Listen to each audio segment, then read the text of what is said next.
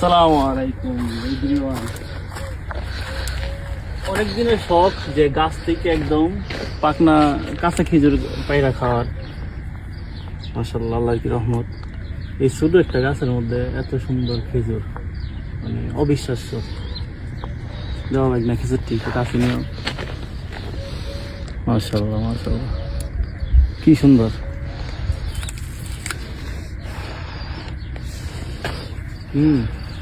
মিষ্টিও আছে। খাইবা? شوف نو خلاص এদিকে দেখাও।